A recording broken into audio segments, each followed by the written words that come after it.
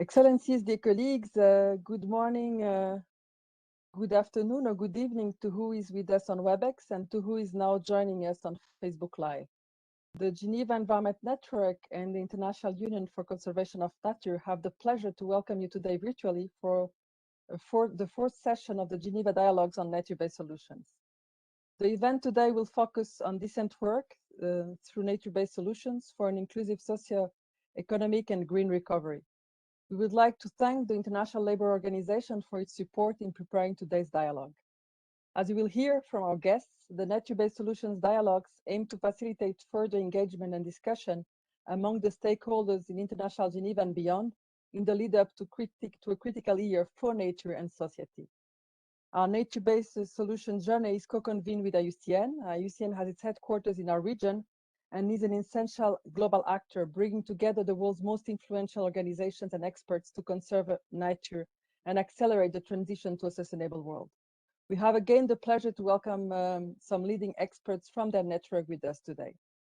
Before I give the floor to Juha Sikimaki, the Chief Economist of IUCN, to set the seed of today's discussion, let me briefly mention for those who wouldn't yet know the Geneva Environment Network that we are a network of more than 100 institutions and secretariats based in Geneva that make this region one of the global hubs for environmental governance. And IUCN and ILO are, of course, part of this network. Administrated by the United Nations Environment Programme and supported by Switzerland, we organize various networking activities, including regular multi-stakeholder roundtables and briefings on major environmental trends. Let me also mention that I will be introducing the speakers as they speak and remind you that the documents presented today, the summary, as well as the video of the dialogue, will be made available on the webpage of this event. You have also the possibility to ask questions throughout the session using the Q&A box that you will find in the WebEx platform, and for who is with us on social media, just leave a comment. We will use your questions to feed the discussion after the presentations. In the past months, IUCN and other partner institutions have been advocating that the time is now to invest in nature as countries are responding to the economic impacts of COVID. I have the pleasure to turn to Juha Sikimaki, the Chief Economist of IUCN, who will set the scene for today's discussion and provide some concrete examples of the advantage in investing in nature and the opportunities we must seize. So the floor is yours, dear Juha. Thank you so much, and good morning and good afternoon, good evening, wherever you are. I'm so glad to join this event with my fellow speakers. Next slide, please. And the next slide. So a few words about nature-based solutions to set the stage here. As you know, nature-based solutions are defined as actions to address societal challenges through protection, sustainable management, and restoration of ecosystems in a way that benefits both biodiversity and human well-being. The basic idea of nature-based solutions is to use nature and ecosystems as natural infrastructure, so that that natural infrastructure then supports providing benefits to society and the environment. Nature-based solutions oftentimes are discussed in the context of climate, in the context of disaster reduction strategies, but they have the potential to address a much broader range of societal objectives, including, of course, those goals, but also broader economic and social development, human health, food and water security, ecosystem degradation, and again, biodiversity loss. Nature-based solutions can provide long-term environmental, social, and economic benefits along a broad range of endpoints, but they also, maybe in the context of this discussion, are particularly relevant these days in their short-term ability to support employment, to support jobs, in order to help the world, the countries, and everybody recover from the pandemic and the economic downturn the pandemic has caused.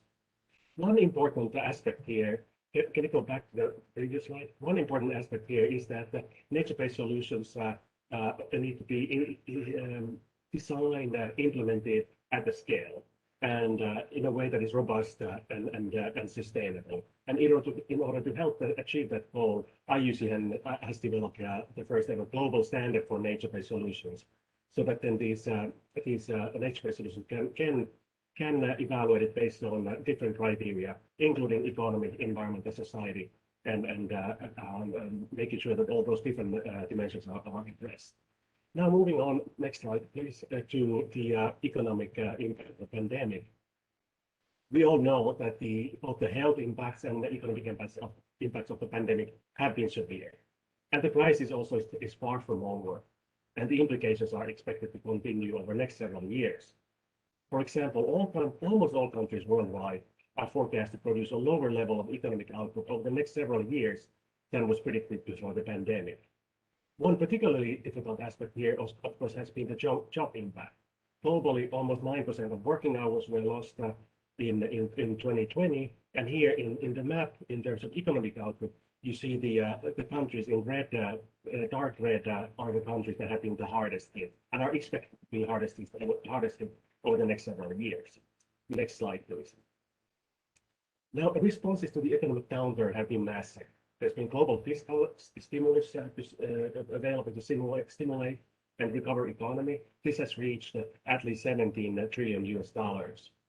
The vast majority, about 80% of this investment, comes from advanced economies. Many developing countries, on the other hand, they already experienced fiscal distress already before the pandemic, and their situation has only gotten worse. As a result, many developing countries have been left with few, if any, opportunities to boost economic recovery. Next slide, please. Now, the importance of investing and making sure that the economic recovery is sustainable and is green and is inclusive has been recognized widely as an objective. Green or environmentally positive recovery spending has actually gradually grown, but it still remains as a very low proportion of all recovery spending. And all the spending has focused mostly on greenhouse gas mitigation. The share of nature is minimal. So far, we're discussing about maybe a few percentage points of all global stimulus that has been directed towards nature. Next slide. Now, what can be done for nature to play a bigger part in the economic recovery packages? Well, as we know, one central problem from the pandemic is the loss of jobs. And this in particular is one area where nature and nature-based solutions can play an important role and strengthen the nature-based recovery. Here, I'll show you a few examples from IUC and data and elsewhere to show how investment in nature can indeed support jobs and economic recovery. For example, our assessment of landscape restoration activities in Central America, in El Salvador and elsewhere in Central America, shows that ecosystem restoration can create jobs, or even on a scale that is greater on a per $1 million invested than investing in many other sectors of the economy. Next slide, please. Here you see that investing in nature does well in terms of creating jobs per $1 million invested. Next slide, please. Of course, we must recognize that not all investments generate jobs in a similar fashion. In Central America, for instance, IUCN's data has shown that productive landscape restoration and mangrove restoration are particularly effective in this regard, both in the implementation, next slide please, and in the maintenance stage. So both in the near term and in the longer term, several nature-based solutions, several landscape restoration alternatives emerge that have a high potential to support jobs. Next slide, please. One issue with the pandemic has been that it has been particularly hard hitting the most vulnerable groups, including women and the youth. Here, our evidence shows that nature-based solutions, in this case, forest landscape restoration, actually have the potential to reach out to those vulnerable groups that have been hard hit. For instance, in case of Rwanda, IUCN's assessment shows that landscape restoration benefited women roughly equal to men. Next slide, please. And then naturally, job creation varies based on specific techniques employed. In restoration, a key determinant is whether restoration is conducted manually or in a mechanized way. And here our evidence from Brazil shows very concretely how manual restoration employs more people on a per hectare basis at least. So considering the current situation, countries choosing to implement nature-based solutions for nature-based recovery may well opt for manual-focused activities to amplify job creation. Now, conservation and restoration, of course, is not implemented with only jobs in mind. But this is the very benefit of nature-based solutions. they have the distinct advantage of being able to address multiple societal goals. Investing in nature can help stabilize the global climate. It can support the achievement of a sustainable development goal, out of which no fewer than 85 out of 169 goals targets in total are related to the environment. And the best of all, the nature-based solutions approach can address these goals oftentimes very cost effectively. That is, at a comparable cost or even at a lower cost than would be feasible by using other approaches.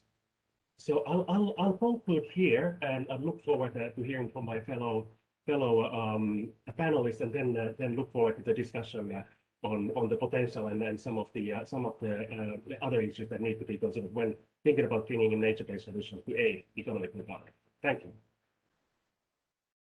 Thank you very much, Juha. Let's now turn to the International Labour Organization. We have the pleasure to have with us Mito Tsukamoto, who is the head of the Development and Investment Branch at ILO. And she will speak about the societal changes where nature-based solutions can be effective, how they support job creation, and how they have been used. And Mito might also share with us examples on how they can support the achievement of the Sustainable Development Goals and a sustainable response to the COVID-19 crisis. Mito, over to you. Thanks so much, Diana. No, so I'm actually quite pleased to hear Juha's intervention, because I think this complements quite well what was just said. But good afternoon, everyone. I'm really delighted to be here on behalf of the ILO to further be able to engage in these discussions, which is looking at the potential of using nature-based solutions as an inclusive socioeconomic recovery, and also to address why decent work is so important to this. So let me just start with some background. Due to the COVID-19 pandemic, globally, we have witnessed job losses at an unprecedented magnitude. And in 2020, I think you also mentioned to some of the same data, developing countries actually lost 10.6% of working hours, which is an equivalent of 120 million full-time jobs, which is well above the global average of 8.8%. However, the consequent fall in labor income of 12% has been distributed unevenly, which is actually further increasing inequalities in the world. In addition, in countries with insufficient fiscal space, weak social protection systems, and large numbers of informal workers, COVID-19 continues to ignite or exacerbate these grievances from economic, social, and environmental inequalities, including access to health service and water, decent jobs, and just being able to secure livelihoods, which are conflict and fragility drivers that could further undermine development, peace, and social cohesion. With the environmental crisis and political fragility in some countries worsening, as we're seeing in the world now, it is critical that investments in employment and social protection do not fall back to pre-pandemic levels, especially when more than half of the world's population lacked access to any social protection benefit, and unemployment levels were already high in many countries. And there's three key messages that I'd like to convey, that I'd like to get across here. First, that many economic activities and jobs are directly dependent on nature and the ecosystem services they provide. In 2018, the ILO estimated that this was the case for 1.2 billion jobs globally, around 40% of total employment. And in sectors that are more dependent on nature, namely sectors like agriculture, fisheries, forestry, water, and tourism, nature-based solutions can improve not only productivity, but also sustainability of jobs. For example, they can help provide soils in water and soil conservation that are more fertile. They can provide richer fishing ground. They can also, ensure that forests are much more resilient, that they provide cleaner water, and that, it may also contribute to creating more attractive tourism experiences. So these things all create synergies. And a natural environment that thrives also enables enterprises and jobs to thrive. But then, of course, the reverse is also very true. If business as usual means environmental degradation, in many countries, these sectors, and with them the jobs in these sectors, will disappear, along with also the social and economic consequences of the populations that are left behind. So the second point I wanted to make is that many activities which are integral to nature-based solutions are also employment intensive by nature, no pun intended. But it can also be done in a very cost-effective manner, and they can ensure that appropriate levels of quality are maintained. So using employment-intensive investment approaches in the environment, labor intensity could actually be increased by up to 35 percentage points. When one talks about the use of nature-based solutions in the gray to green spectrum, I think oftentimes it's not just one specific point in time, but nature-based solutions can be discussed in terms of how green they are in terms of the spectrum. And also in the same time, the same can be said about labor-based and capital-intensive spectrum. So on one side, you may have more capital-intensive interventions, and on the other spectrum is the completely labor-based spectrum. It's possible to maximize employment intensity and or use an optimal combination of both capital and labor and still have the expected outcomes in things like reforestation, afforestation, soil and water conservation, agroforestry, control and removal of invasive species, and for example, also urban greening, so it's not just in the rural areas. Employment-intensive green works could create a triple win of an economic, social, environmental benefits by providing very much needed jobs and livelihoods to the most vulnerable, creating decent work through appropriate wages, labor practices, and at the same time protecting and rehabilitating nature through the use of more nature-based solutions. There's more wide-scale adoption of nature-based solutions as part of the current recovery or the socioeconomic recovery of COVID can also be part of large labor absorption strategies, providing jobs often to those who need them the most. And the third point is that nature-based solutions or nature-based jobs are also attractive to both women and youth, those who have been impacted the most by this pandemic. In general, youth are more motivated to work and support environmentally related programs, also providing a means to and as an investment for their own future. At the same time, green works and related environmental jobs are also more attractive to women than conventional construction jobs. So a lot of the work that we tend to do is in infrastructure, and we know that infrastructure and construction is mainly male dominated, but in the environmental sector, there's a better chance of also having women involved. So therefore, stimulus and investments that focus on nature-based solutions and green works could be designed to create more jobs for women and youth. And more importantly, green works programs can be a response to also two major challenges of our time. The first is how to deal with climate change adaptation and a just transition. And the second is how to deal with unemployment, potentially also addressing full employment, which is a convention of the ILO, Convention 122, and Recommendation 205 on employment and decent work for peace and resilience. Both of these are international labor standards that can definitely serve as guidance. And to conclude, that the ILO has been working on these employment intensive investment approaches through a program called the EIP, in short, Employment Intensive Investment Program, in the environmental sector, at least since the 1970s.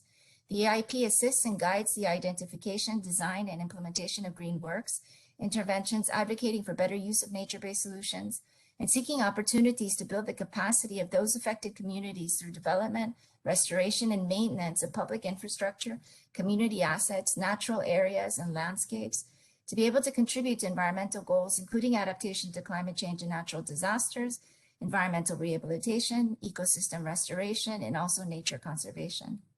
So the environment can not only create jobs, it can create decent ones, also focusing on the target populations, as I mentioned now, just as women and youth. And it will be ever more important that we can move towards a nature-based system and addressing these solutions to be able to ensure a sustainable,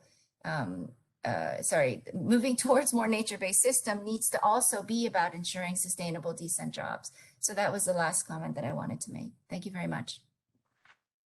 Thank you very much, Mito. That was a very complete and dense presentation. Let's now turn to a specific case in a country where ILO has been active and supporting. So we are now turning to Anne-Moïse Marcelin, who is working for the Ministry of Foreign Affairs and Cults of Haiti. And Anne-Moïse is bringing the perspectives of a fragile country where nature-based solutions jobs can bring interesting perspectives. Anne-Moïse Marcelin, the floor is yours. We have some background slides that we will be sharing, so don't hesitate to ask us to move them. And then we have also a small video that you have asked us to share, so let us know when we should share it.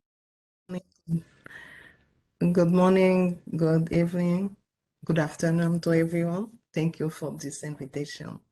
And today I'll speak about the benefit of the program of employment intensive to create jobs, to create decent jobs.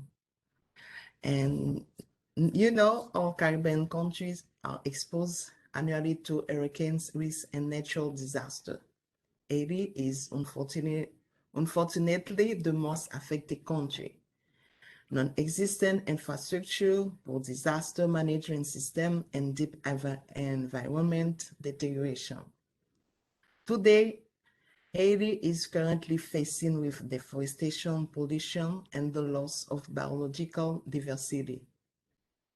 Now, we must add earthquakes must be added to the list, and the difference between hurricanes and earthquakes is the period.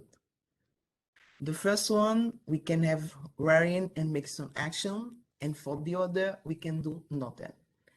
Otherwise, they bring the same thing, a loss of human life, materials, poverty, and more. When I saw the videos and reading the information about earthquake that just hit the departments of South and Gandans, I don't know for what reason I think about the hurricanes Anna at Gonaïve in 2008.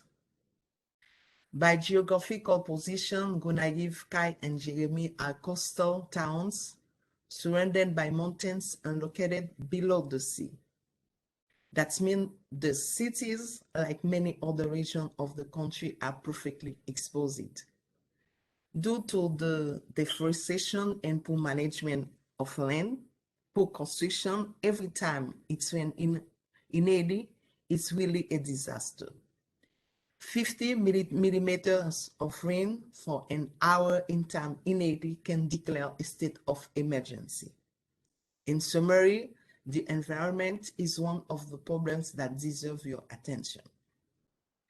After the hurricanes at Gonaïve in 2008, the Office of International Labour Organization, in collaboration with the Ministry of Planning in Haiti and two others associations, implemented a program to help victims in the approximate areas of the city of Gonaïve. In general, after a disaster, areas without roads and transportation are the most affected. It's always remaining in the center of the cities, which leads many people to immigrate from their home to find a better life. This program was based on the nature. They found the solution from the nature and resources available in the affected area by using the method of employment intensive appropriate to that matter. The objective of this program had to contribute to the implementation of watershed management plan to reduce the effects of natural disaster, rehabilitate the weakened environment, and implementation of water and soil conservation by the labor-intensive technical to create jobs. For the solution based of nature, they do the extraction and implementation of stone walls, like 135,000 of stone. Reforestation of plants, they plant a lot of trees like avocado, mangoes, vetiver, on 315 hectares of reforestation. And also, with the formation of association and 26 of nurserymen. This program really worked, and the beneficiaries use their own resources, by example, the rocks left by coming from the river, and after more than 12 years, they continue to plant the trees and add some financial support by selling the fruit. Now they can do prevention to avoid of overtaking of rivers by stone protective walls. The reduction of insecurity rate, young people have integrated some association and understand that learning something to do, it's more important to hold a weapon. This program helped a lot. The problems after the hurricane in Gonaïve are similar to the problem if the South in Gandans, especially Lekai and Jeremy. And the day after the earthquake, it was raining. It's not important to tell you the damage.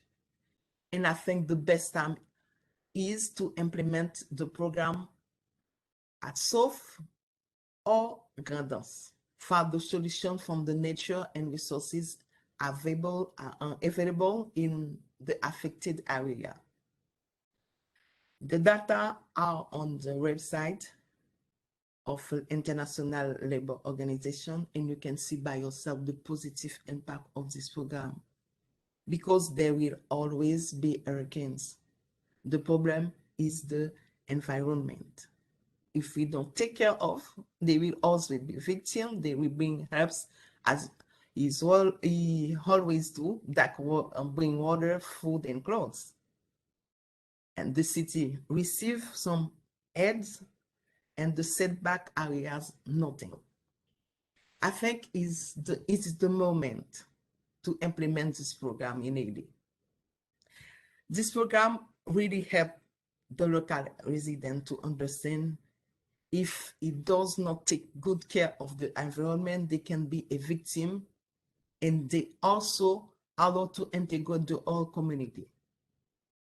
I really think that is an opportunity to replicate this program based on intensive employment while using solution and natural resources to help the victim prepare the new generation and start a willing campaign for protection on the environment. Thank you. We want to remind you that we are now in Fierville, which was a habitable place. What we're looking at right now is what remains of a habitable place. Fierville is part Chardonnier, which is part of the municipality of Rondel. Fierville represents a big part of Rondel. From where I'm standing right now, I'm looking at the landslides that happened after the earthquake. Those mountains used to block the river.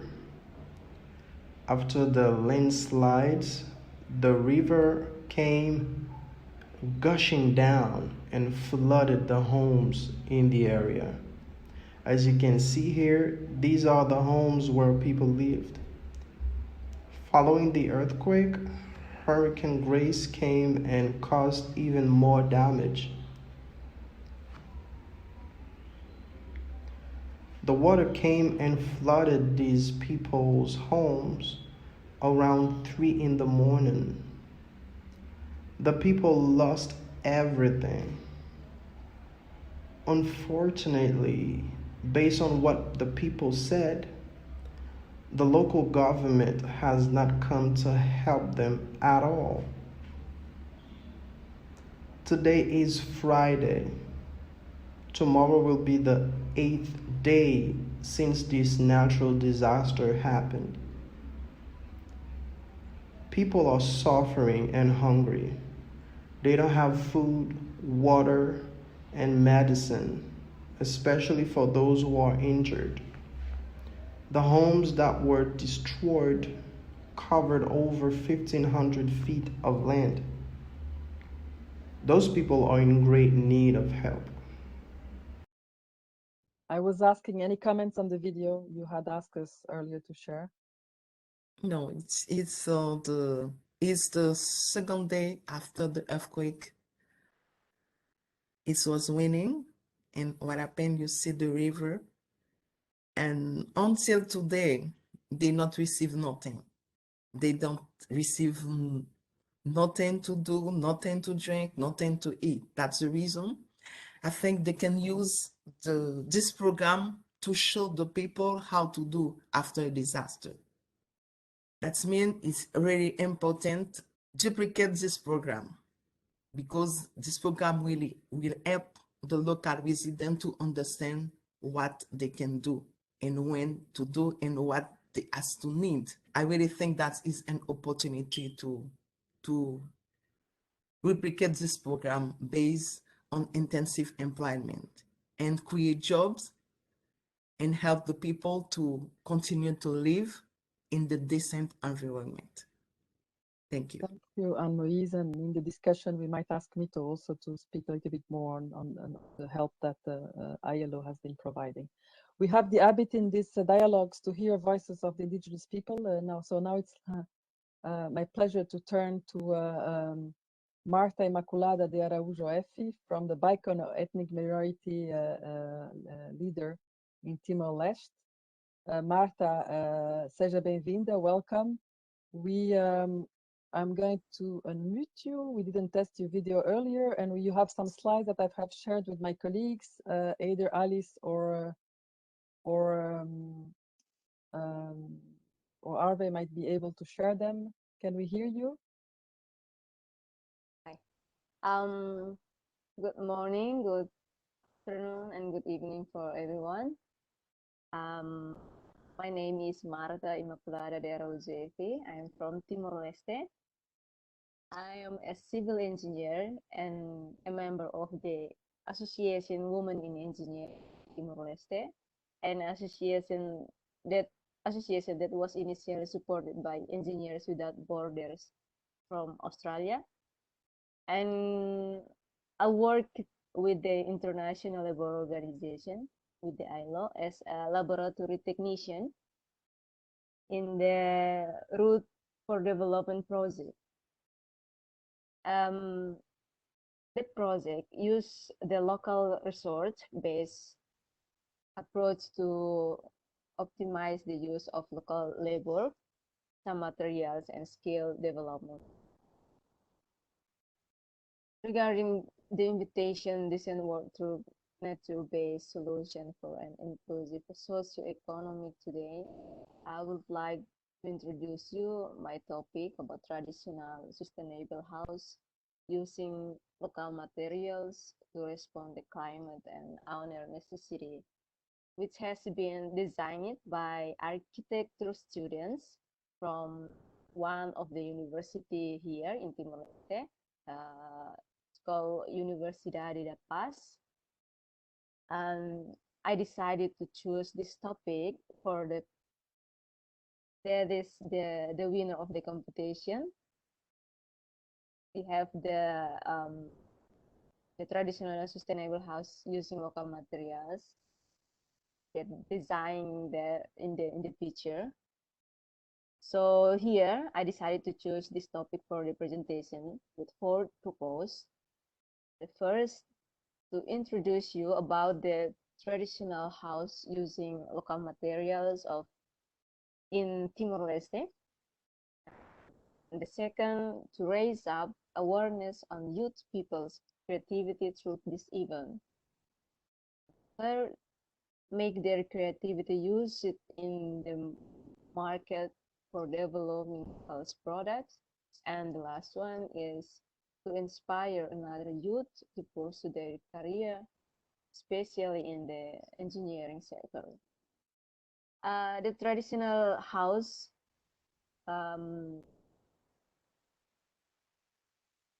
sustainable house using local materials took the first place on the design challenge competition in September 2019. Even that was organized by Engineers Without Borders Australia as a professional development skills program and supported by Women in Engineering of Timor-Leste. That is an initiative to continue developing their creativity and innovation in engineering sector. The proposal won the competition, but the bad news is after the competition finished, the winner designer just took the prize and back home without any economic or financial possibility for the implementation the construction. The proposal didn't get any relevant appreciation from the minister or from the government.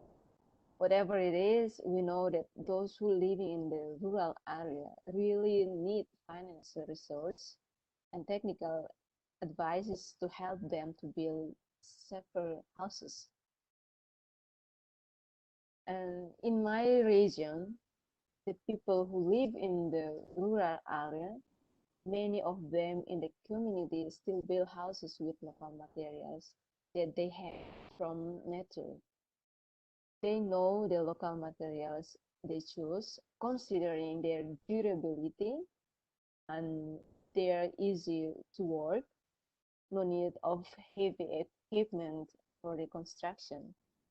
The rural people face economic and isolation limitation by the distance to the city that they could buy the standard construction material, for instance, but should take long hours to walk out from their village and then get the public transportation. In this case, as a member of Women in Engineering of the University and working together as a stakeholder partner with the ILO, we need more support to develop youth people's initiatives, special for the student creativity development. I hope this event will help young indigenous professionals, not only in our country, to establish linkage with other youth leaders, especially women, to be considered and to pursue their career in engineering sector. Right? Thank you. Thank you. So Thank you, Martha, that's for it. sharing. Thank you, Martha, for sharing these examples. Indeed, Mida had mentioned in her presentation that the nature-based solution jobs are attractive for youth and women, and that's what we have also seen through the examples you have shared with us. Now we are turning to our last speaker, who is Janelle Simunik, Senior Strategist Foresight at the Arup Group. Arup is a world-class firm of designers, planners, engineers, architects, consultants, and technician specialists. So looking forward, Janelle, to have your perspective on this topic. Hi, thank you. So first, good morning, good evening, good afternoon, and thank you for having me. It's been really nice to see and hear from all of the panelists so far, and particularly from my angle to hear some of the different encouraging ideas around engineering and infrastructure. Also, many of the solutions already discussed today can be facilitated by, supported by, and scaled up by cities, infrastructure, and different types of design. So some of the things we've already heard about in terms of like reforestation or forest protection, using new and sustainable materials, being more resource conscious, or respecting waterways and wetland conservation. So as mentioned, I work at Arup, which is a building design and engineering firm where we also do consulting. And my primary focus is on foresight, which is looking at the future with a specific lens towards looking at cities as solutions and as ways to drive nature positive outcomes. So for us, cities are where populations live. They're the economic engines. They are opportunity areas. They're where jobs are, but they're also systems of systems. And the city is more than just the sum of its part. And it's not only the piece of physical infrastructure. When we think of cities, and over the next few minutes as I talk about cities, we also think of cities as the whole system that feeds into it, whether it's the agricultural system, miles away, or the oceans, or etc. So when we think about nature-based solutions in cities, I think there's two angles we have to consider in parallel, both retrofitting for more existing cities, but also new build, because both are going to be existing in parallel as we go forward. So we need to be thinking about both of these with nature-based solutions and considering that they're not only just good for the planet, because nature-based solutions in cities can help us revitalize and clean up waterways, clean up contaminated land, improve nutrient flows, but they can also help to provide societal benefits to people. Also, within urban systems, there's a lot of economic opportunities that nature-based solutions can bring us. As all of these are different sorts of mitigation efforts, they're going to also require a fundamental rethink of our systems and a transformation at all levels, including new skills, new services, and new knowledge. So as decent work is the focus of today's discussion, these are just a few different kind of ideas and opportunities that we've been looking at and thinking will be required as we progress forward if we want to drive more nature positive urban environments. So things like engineers and designers will need to better understand how nature-based solutions operate so that we can implement them. We'll need jobs like more builders and creators and people who understand where to source materials and where their goods come from. So we know that that's increasingly of importance to different stakeholders. We'll need more skilled labor, which we've heard quite a bit about today already, to help maintain and deliver the physical assets. We'll also need roles like education to teach people how this all works and to share why it matters. We'll need advocates to work in communities, as well as a plethora of other roles, responsibilities, needs, and types of work, including things like policymakers who are going to help us push nature-based agendas, environmental experts who can consult with the infrastructure experts and understand how systems work and how to better design them. So really, I think step one in this whole transformation of the physical environment is really a belief in the possible. So my role in the company is as a strategist and foresight expert. And for us, it's really important to start with envisioning what the future looks like and to imagine the future that we want to inhabit. From there, we can then outline paths for how to get there, step by step, piece by piece, action by action. Through doing this, we can start to shape our trajectory. We can start to shape it towards the future we want, towards more positive planetary outcomes, towards a thriving future Earth, where everybody has decent work and enjoys the environment they live in. So really, the key to all of this is just this rethinking from business as usual towards developing green recovery pathways, and for our industry to consider how to deliver regenerative design solutions for nature positive outcomes. Thank you. Thank you, Janelle. Let me go back to Juha Sikimaki. Would you have any comments on what Mito and the other experts have shared with us, including on the transformation needed that you would like to add to the points? Yes, thank you. Thank you for all those interventions, and they very nicely add value. I was interested in hearing about them, and nice complimentary comments there. Just maybe one key topic that I wanted to go back to, it has to do with the criticality of thinking about developing countries in this context. And as it has been noted, developing countries are often highly dependent on nature.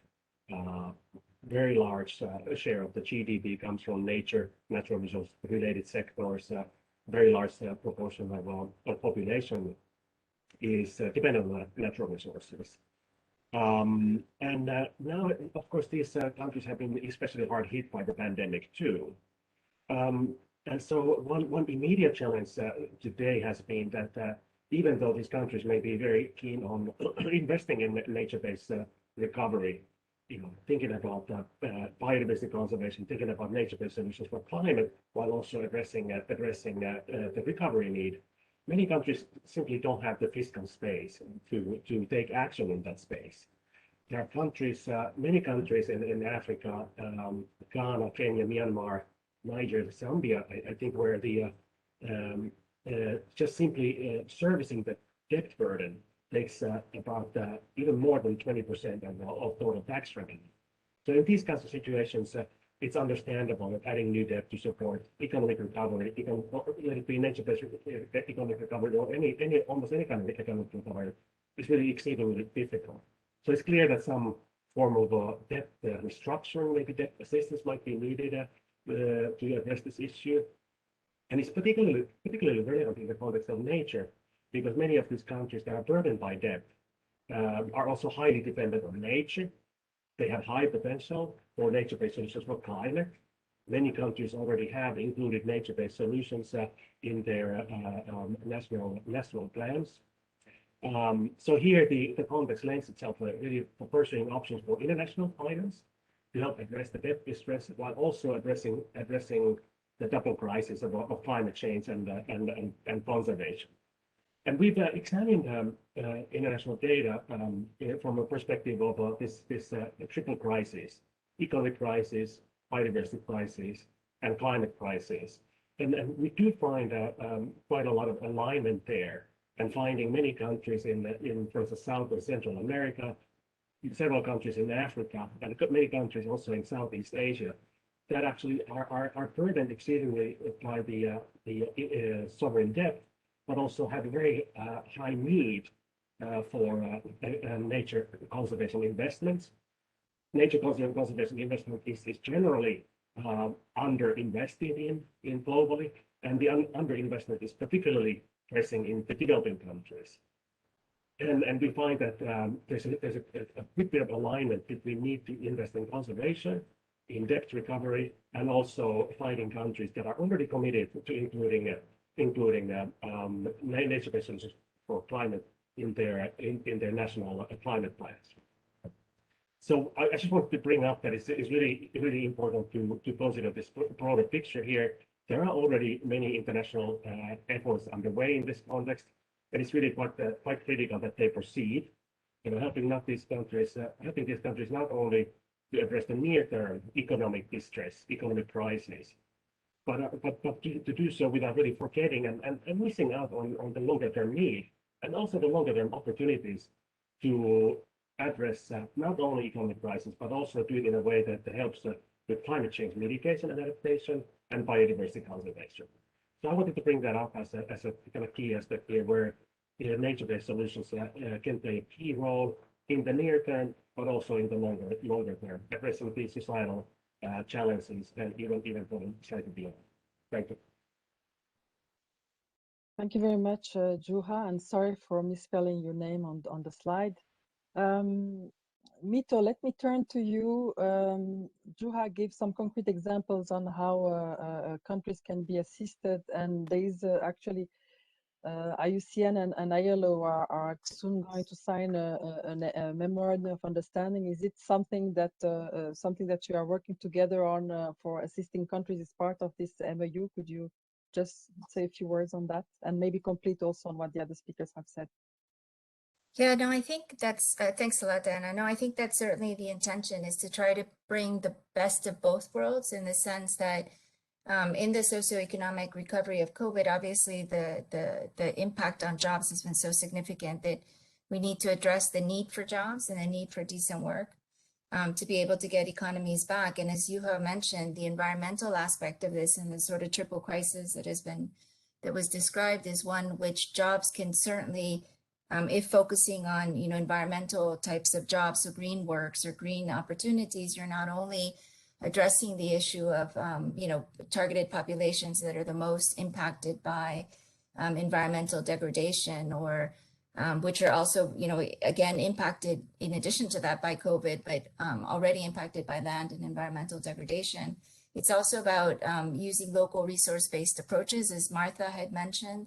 How to involve communities, ethnic and other local communities, to be part of the solution, to really address what are some of the nature-based solutions that exist. I think part of the reason that I would say that our thinking moved into this direction, our focus was employment-intensive investments, and how can we increase the employment intensity of programs. The reason we did move towards more of the thinking of, well, what about nature-based solutions, is because when we're doing environmental works, what we call green works, our focus was much more on infrastructure. And I think when one is looking at restoring watersheds or reforestation, or even some of the river training that Anne-Moise had shared, the question then is, what are the local materials that we're using? Is that the best local material to use? It's always sort of the trade-offs between, what is locally available versus, how can we choose the right material that may have a lesser impact on the environment? But also the local resource-based approach is based on this, using local materials, working with local communities with the intention to create much larger multipliers in the local economy.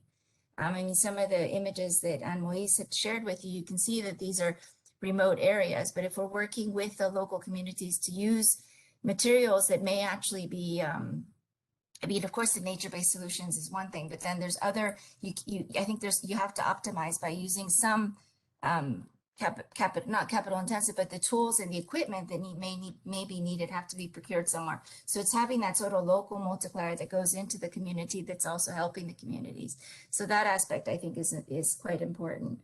Then in terms of also, ensuring that these labor-based or labor-intensive programs can actually have that they're cost effective and that they can also have a certain level of quality reassurance. That's something that as ILO, we have been piloting this now since at least the 70s that we're aware of, with many programs, some environmental, others less environmental, but really trying to use, the focus of how can we have the best impact locally on the communities, but also in terms of also trying to address the nature-based solutions so that we can, try to avoid any negative potential impacts. The example on Haiti, I did want to mention that that program that Anne-Moise described was a program that started as an emergency intervention, ended up becoming one that became climate resilient in the sense that it was working on a watershed. It actually started as a six-month emergency program, which ended up staying there for 5 years, working with different agencies to bring sort of a much larger holistic approach to Haiti. And I myself was back there in 2017, and the amazing thing was to actually see some of that infrastructure. So in reference to the quality, that some of the infrastructure that had been built back then was still 13 years earlier, was still there. The impact of the future environmental disasters was much less, we're told. Many of the cooperatives that were created 13 years ago still existed. People were still planting vetiver and other types of plants that were required to ensure that there was protection of soil. So so there's many different good stories that that exist in different country cases that can be replicated. But I think the importance for us of working with IUCN, the MOU, is really trying to bring the expertise together to try to address, in this case, we're talking about the socioeconomic recovery of COVID, but it could also be in relation to a response to a disaster. It's really trying to bring the economic argument to the need for more nature-based or environmentally conscious activities. And then maybe just one last comment. I think it was Yuha that mentioned this. We are looking at employment, so we do work with governments, also the ILO, on looking at the employment impacts of different sectoral strategies. And that actually helps us work with governments in the design of possible interventions that would be more employment intensive in one sector or the other. But the other thing is, I think you have mentioned the different international financing institutions. We are working with many IFIs to look at the potential of assessing employment impacts in different sectors that might also help create a better narrative as to why jobs are so essential to this, not just for the environment, but also economically and socially. And in the long run, also trying to ensure social cohesion and trying to ensure that, not much more violence and that social cohesion is maintained. So I'll stop there, Diana. Thank you, Mito. You mentioned the roots of the programs in Haiti. There's a question here about training institutions and the use of training institutions to accelerate this move. Any comment on that?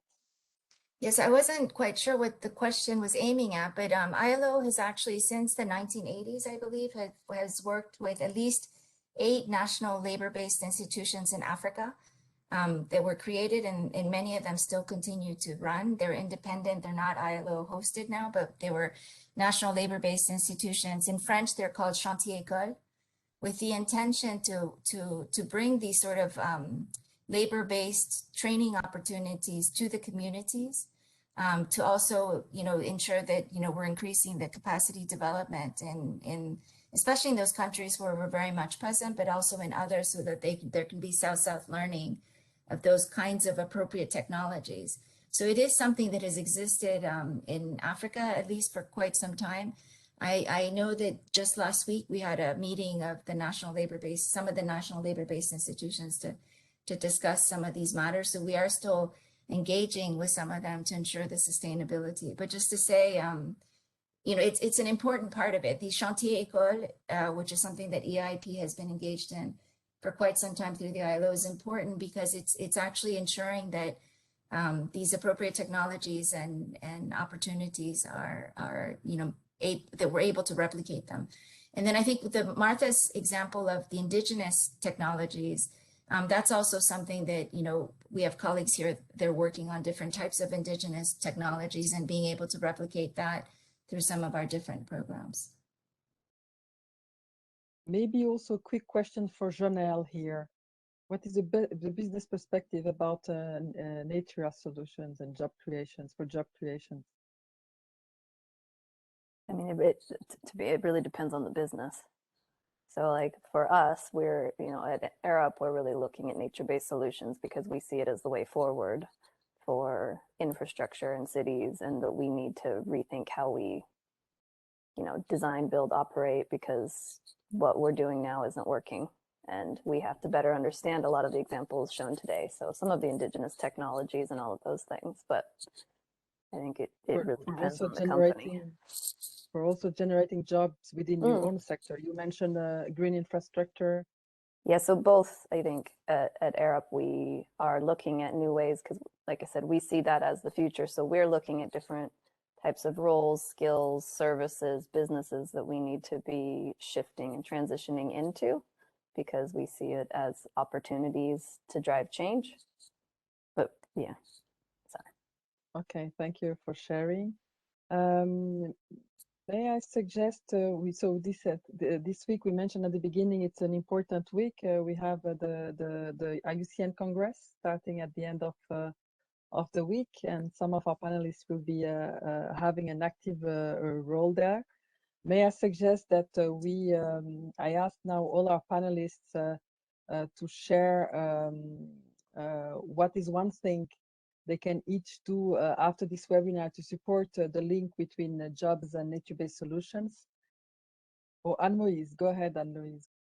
So we can use the natural resources to help people to create a decent job, because when you use the material resource, the impact is really important. The first problem in Haiti is the environment, because every day and every month we have a problem. But the first thing to do is the solution to fight with the people who really want and you really do really need help. For me, I think is the best thing to do the program, based on the employment intensive.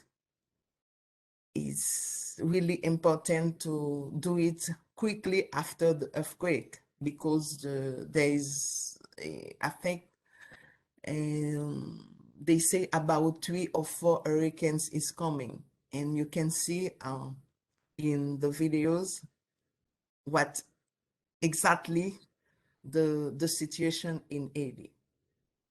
I think to create a decent job based on the natural resources, to see exactly what the impact of this program, what they did, and from 2008 from 2008 and now they use this program because they continue to plant the tree. They continue to use at Gonaïve the same program to protect from hurricanes and a lot of disaster. Thank you, Anne-Louise. Let's watch the World Conservation Congress video and get inspired to keep progressing for a just and green transition, and then we will conclude this seminar with some key messages. Please, Arvai, launch the video.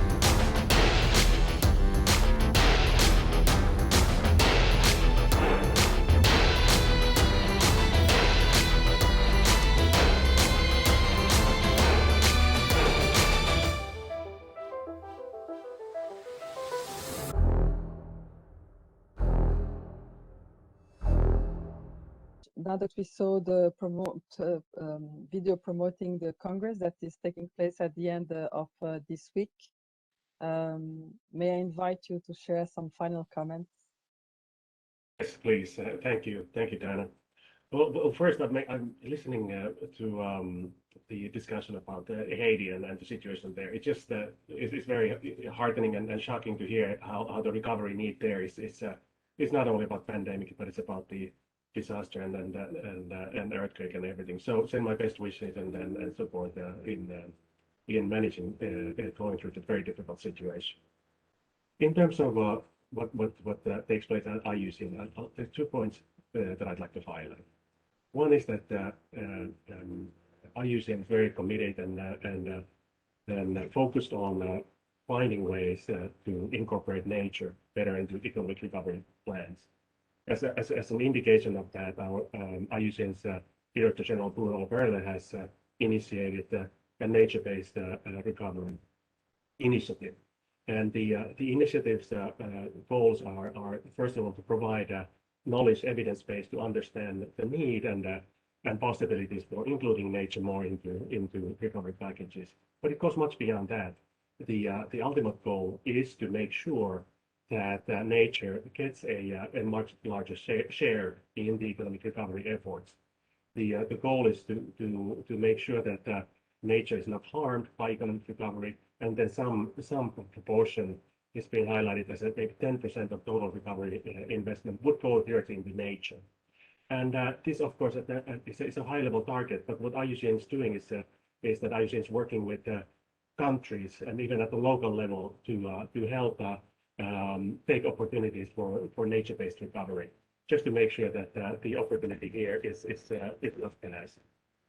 So on IUCN nature-based recovery initiative, please find more information from the IUCN website. It was in the last slide of my presentation, and there's quite a lot more there to take on it.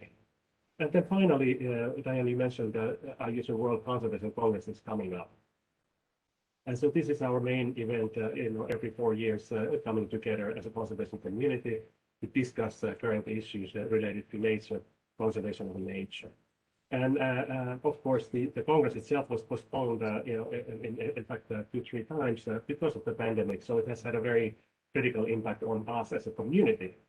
But given the situation, much of the World Conservation Congress events, plenaries are focused on nature-based recovery from the pandemic.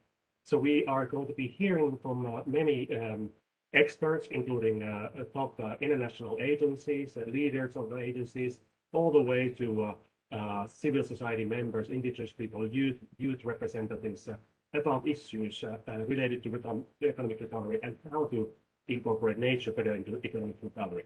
So it will, the Congress will feature several events that really dig deep into this.